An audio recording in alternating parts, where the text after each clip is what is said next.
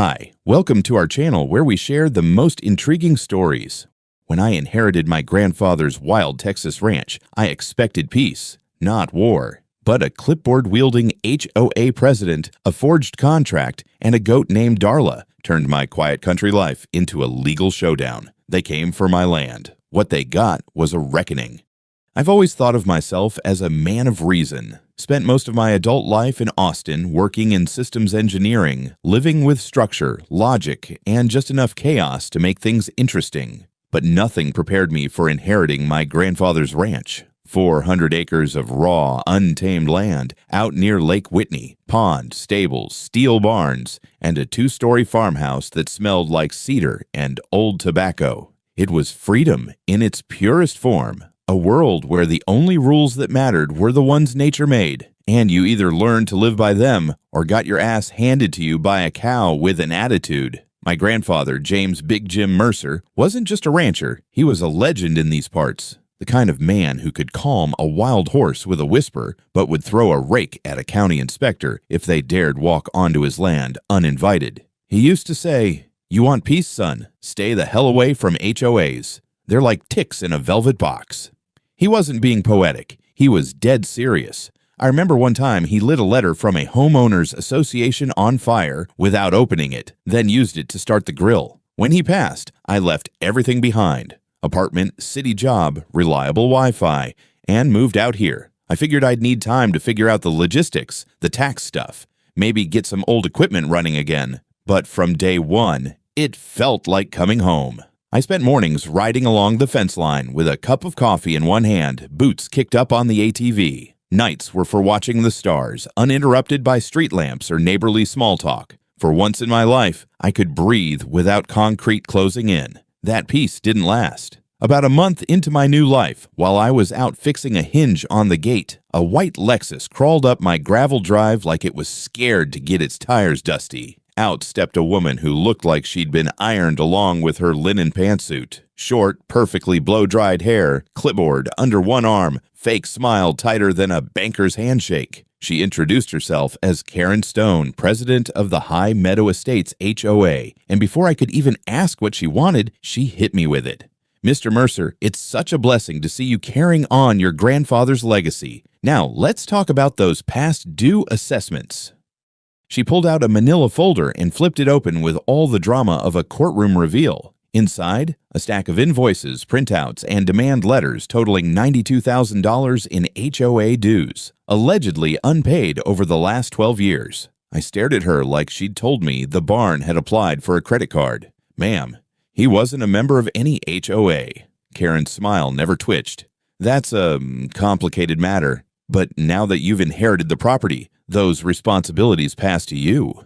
I damn near choked on my coffee. I'll admit it. I laughed. Right there, in front of that woman with her polished nails and phony calm. I genuinely thought it was a misunderstanding. Maybe some old mail got misrouted. Maybe she was confusing me with one of those McMansion types a few miles down the road. But when she pulled out the final page of her little performance, my gut twisted. It was a so-called agreement to join the High Meadow Estates Homeowners Association, dated 2009, with what was supposed to be my grandfather's signature on the bottom. It was a joke. The signature looked like someone had copied it from an old check, using their non-dominant hand while drunk and possibly being chased by bees. No notary seal, no witness signatures, not even a printed name. Just a crooked scrawl on cheap copy paper. Still, Karen held it like it was Moses' stone tablet.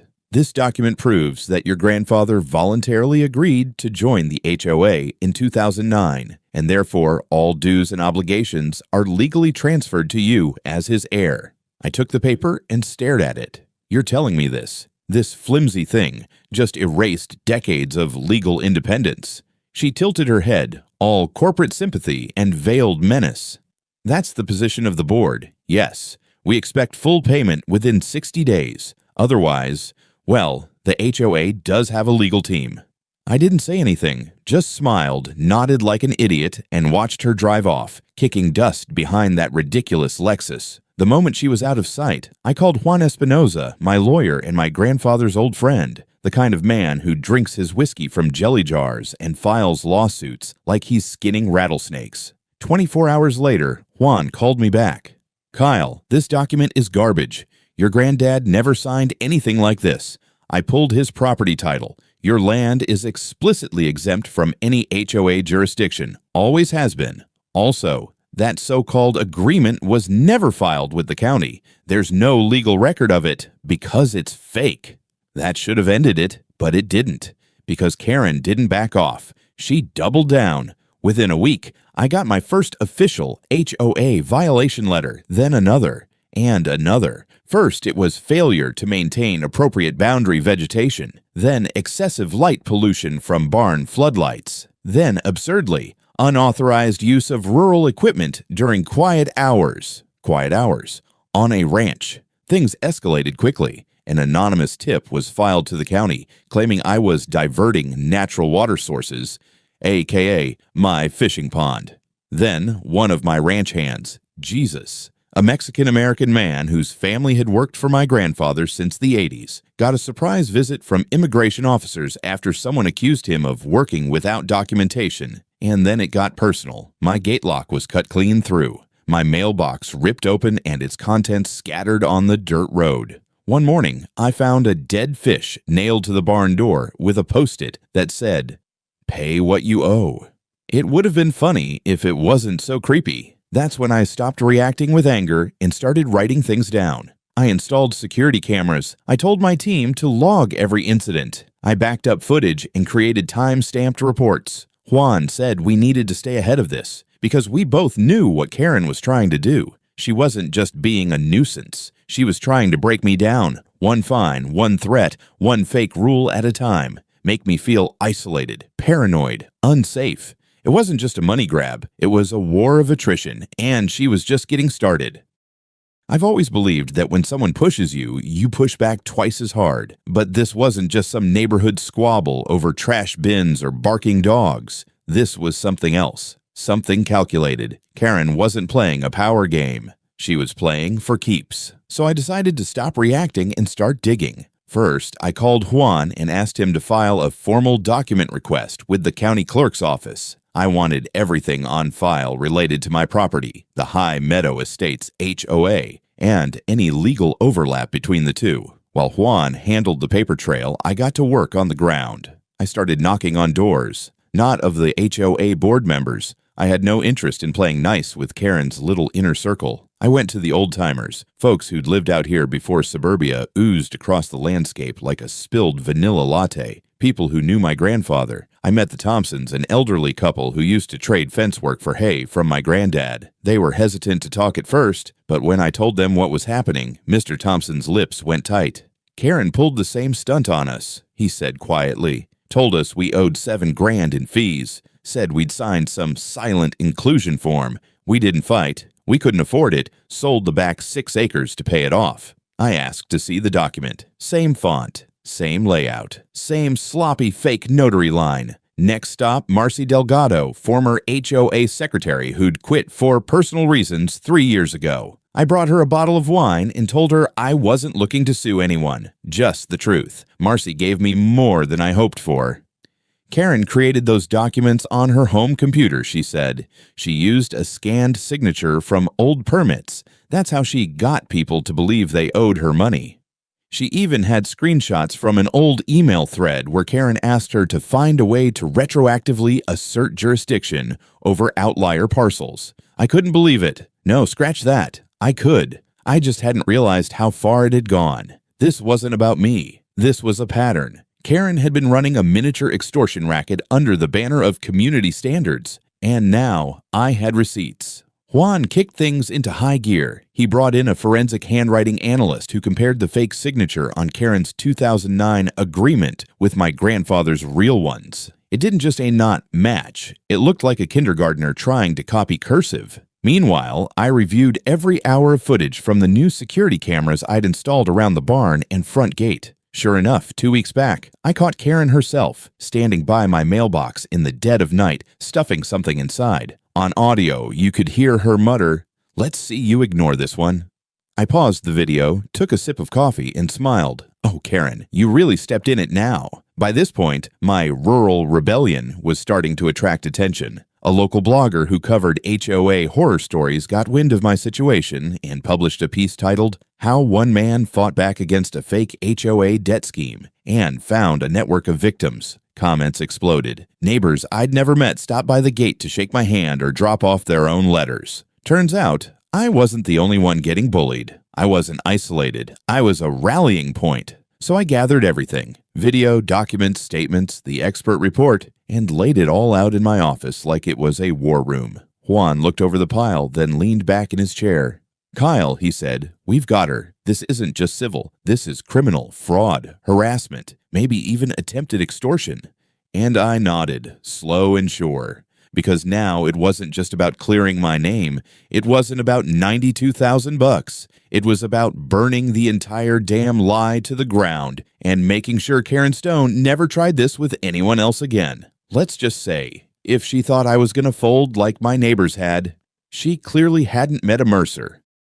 You'd think a rational person, someone with even a teaspoon of self-preservation, would back off after realizing they'd been caught forging legal documents. But Karen Stone must have taken a solemn vow to go down in flames, dragging every poor bastard within HOA boundaries with her. After word started to spread that I'd gathered real dirt, signed affidavits, expert analysis, damning video footage, Karen didn't slow down.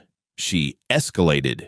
The next HOA letter wasn't about dues or grass height. This one accused me of contributing to community destabilization and erosion of moral standards. What the hell does that even mean? Did I scare the neighborhood children by existing? Within a few days, a local paper, funded in part by HOA ad dollars, ran a column titled, "Can One Ranch Spoil the Suburbs?"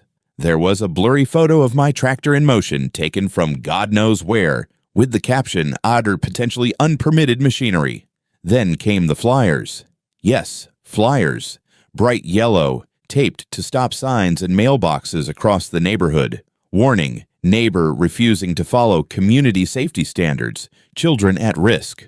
One of the bullet points. Reported to have aggressive livestock with unclear containment.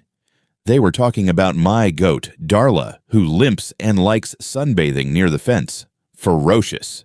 At that point, even some HOA residents were getting uncomfortable. One woman stopped by with a casserole and whispered like we were in a spy movie. "Just so you know, Karen told the board you were hosting unlicensed gatherings with heavy equipment. I think she means your tractor maintenance days." But the worst was yet to come. I woke up one morning to the sound of grinding metal. Outside by my east fence line, a backhoe, a damn backhoe, was digging a trench. Beside it stood a young guy in a reflective vest, holding a clipboard, confused as hell when I stormed out in boots and a bathrobe. "Can I ask what you think you're doing?" I growled. Trenching for irrigation extension, sir. HOA work order. Says you approved it." I nearly choked. "Buddy, you're trenching into private land. My land." He double-checked the form. "Karen Stone signed off on this. I just go where they tell me."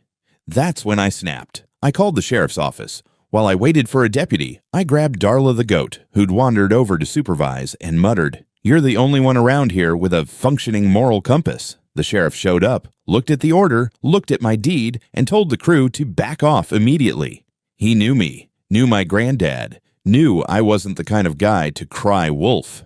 Karen showed up 15 minutes later in her usual uniform, pearl earrings, expensive perfume, and righteous indignation. She barely glanced at me before launching into her monologue. "Sheriff, we have serious concerns about Mr. Mercer's refusal to comply with environmental impact protocols and his hostile attitude toward community beautification efforts." The sheriff deadpanned. "You just dug a trench on a man's private property, Karen. Well, the boundaries have always been fluid." He blinked. "That's not how property law works." But it didn't matter. The woman was spinning out. The more she lost control, the harder she tried to claw it back. She even filed an emergency injunction claiming I was disrupting HOA operational cohesion. Juan laughed so hard when he read it, he spilled whiskey on the counter. It was chaos, pure and stupid chaos. Karen had gone from rule enforcer to rogue operative, and the HOA board either didn't know how to stop her, or they were just too scared to try. I realized then, she wasn't just fighting me anymore. She was trying to prove to the entire neighborhood, maybe even to herself, that her authority meant something, even if she had to manufacture reasons and rewrite history to do it. But the walls were closing in, and she knew it. And when desperate people start swinging wildly, they always miss. And when they miss, that's when I hit back. There's a certain stillness the morning of a big fight. Like the air just holds its breath, waiting to see who throws the first real punch. That was the vibe the morning we filed the lawsuit.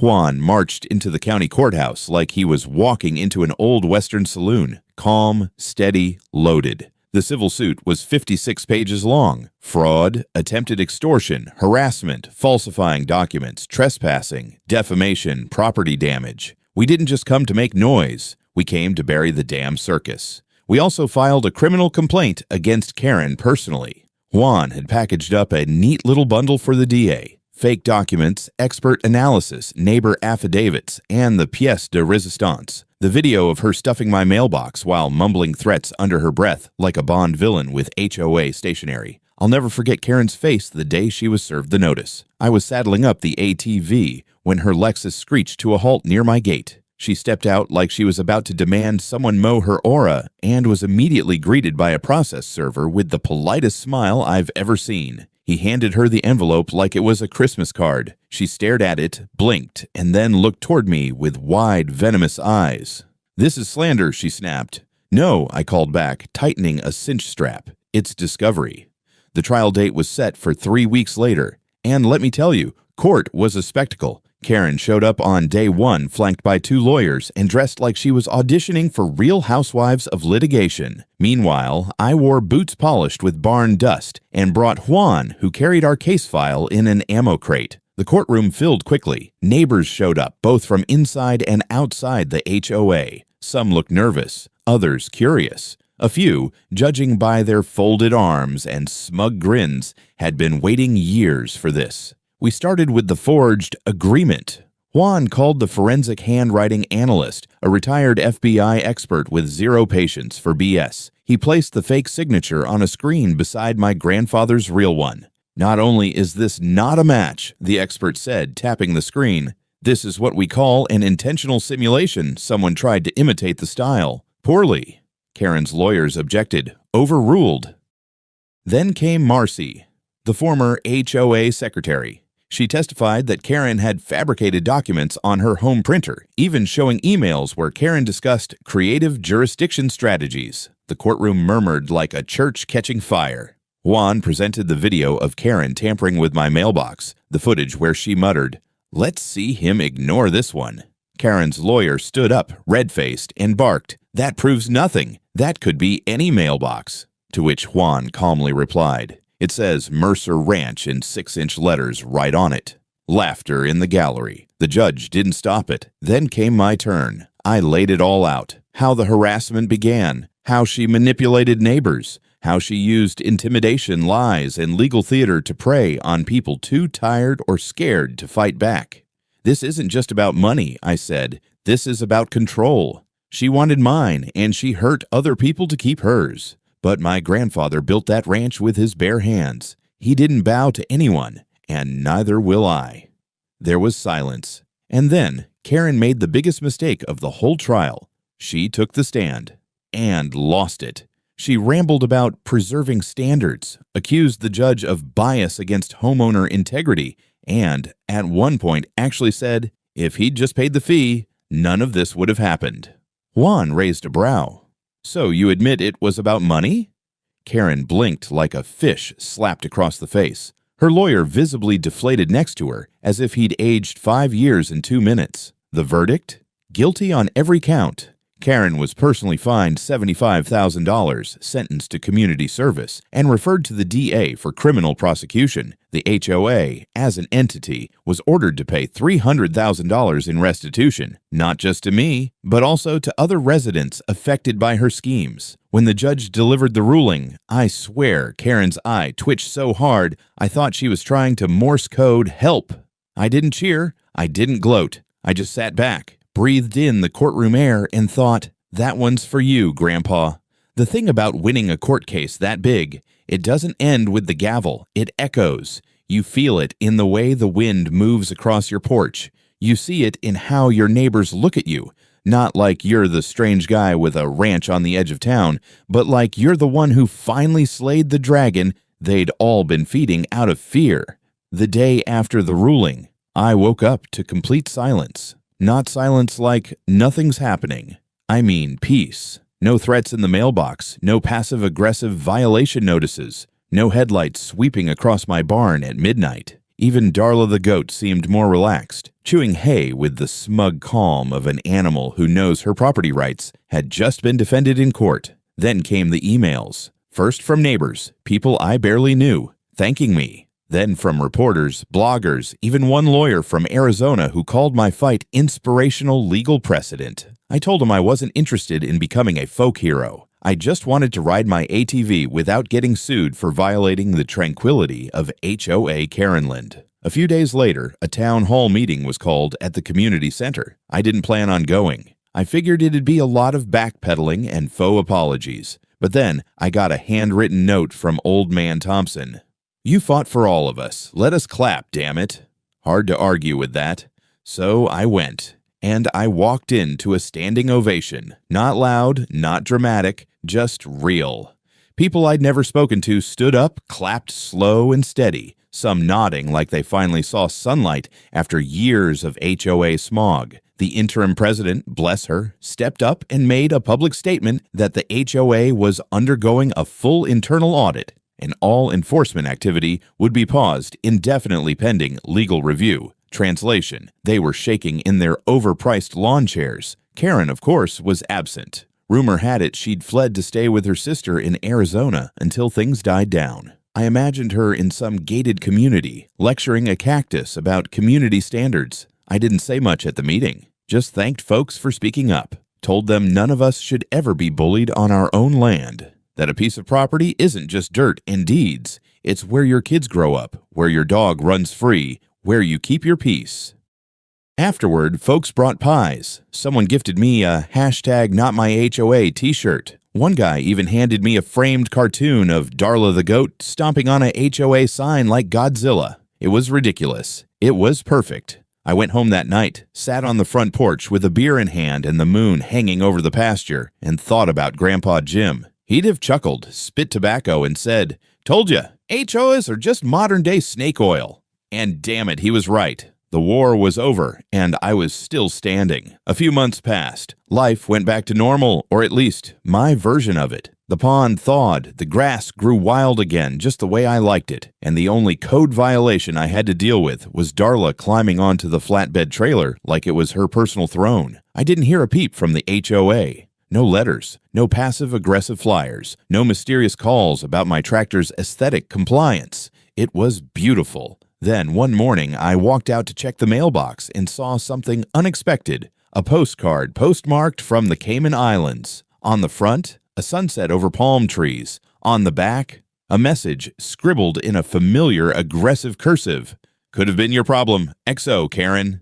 I stared at it for a full minute before laughing so hard I choked on my coffee. Oh, Karen, running from accountability and still finding time for passive aggression across international borders. That's dedication. I pinned the postcard on the corkboard above my workbench, right next to the signed court ruling and the cartoon of Darla stomping a HOA sign. A personal little hall of fame. The final cherry on the sundae came 2 weeks later, when the local news station called asking if I'd be willing to do a short piece for their Texans Who Stand Tall segment. I said sure, on one condition. So picture this.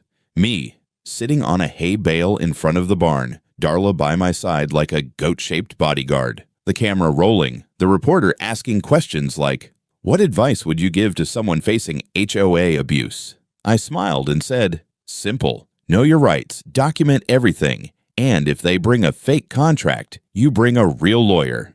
And a goat." They aired it that Sunday night, and the next day, I hung a new wooden sign at the front gate, burned into the wood with a branding iron. "You've entered Mercer Ranch. No trespassing. No HOA. Yes, we're serious." And underneath, in smaller script, "If you're looking for trouble, we've got a goat with an attitude." Yeah, that felt like the perfect ending.